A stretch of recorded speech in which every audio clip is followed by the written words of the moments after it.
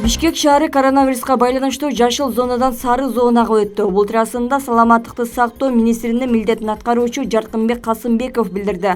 Борбор калаада калк жыш жайгашкандыктан миграциялык агым күч болгондуктан сары зонага өттүк. Кыргызстандын башка аймактары учурда жашыл зонада турат. Соңку бир күндө 128 адамдан илдет аныкталды. Бул өткөн жылга салыштырмалуу бир канча көп эмес.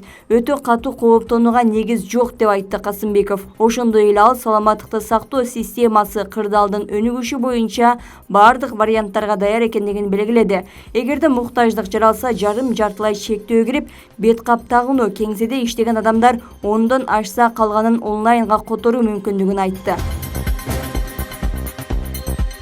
Кыргызстан менен Канадалык Centara Gold компаниясынын ортосунда Комтер алтын кенине байланыштуу келишим боюнча сүйлөшүүлөр уланууда. Бул тууралуу президенттин басма сөз катчысы Эрбол Султанбаев билдирди. Бардык сүйлөшүүлөр жол-жоболорго ылайык жүрүп жатканын белгилеген Султанбаев жыйынтыгы боюнча коомчулукка сөзсүз маалымат берилерин кошумчалады. Анын айтымында бүгүн Centara Gold'ун директорлук кеңешинин жыйыны онлайн форматында өтөт. 2021 жылы май айында Centara Gold компаниясы башкарып келген Кумтөрдү кыргыз өкмөтү өз карамагына алган.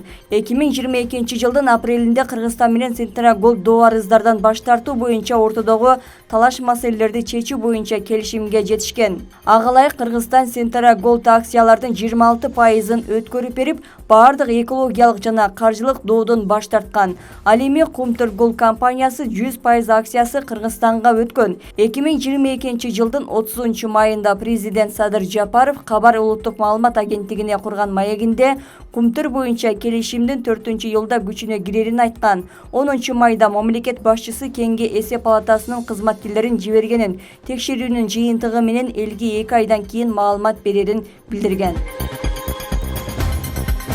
Кыргыз гидрометеорология өлкөдө аптаптуу ысык дагы бир нече күнгө созуларын эскертет. Билдирмеге караганда абанын температурасы 26-йылдан 28-йылга чейин жогору болот.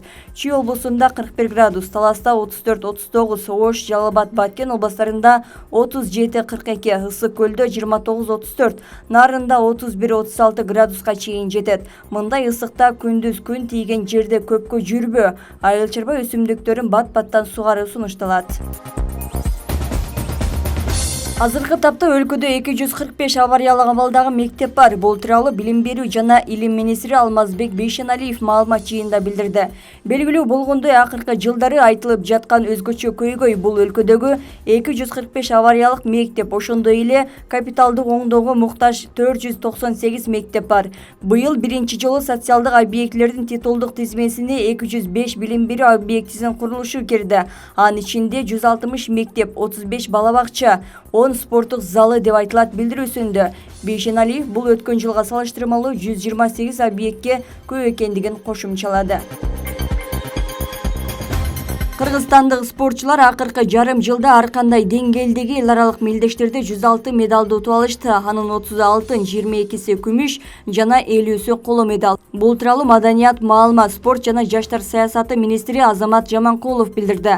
Анын айтымында акыркы тапта жаштарды жер-жерлерде спортко тартуу максатында комплекстүү иштер аткарылууда.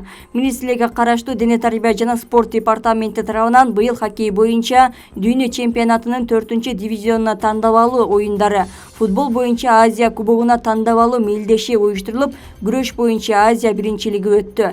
Министрликтин кошумчалаганына караганда, быйыл 1 апрелден тартып Маданият, маалымат жана спорт тармагындагы кызматкерлердин айлык маянасы 100%га чейин көтөрүлдү. Бул максатта казынадан 2 миллиард 100 миллион сом кошумча бөлүндү. Бул акчаны 456 мекемеде иштеген 19425 адам алат.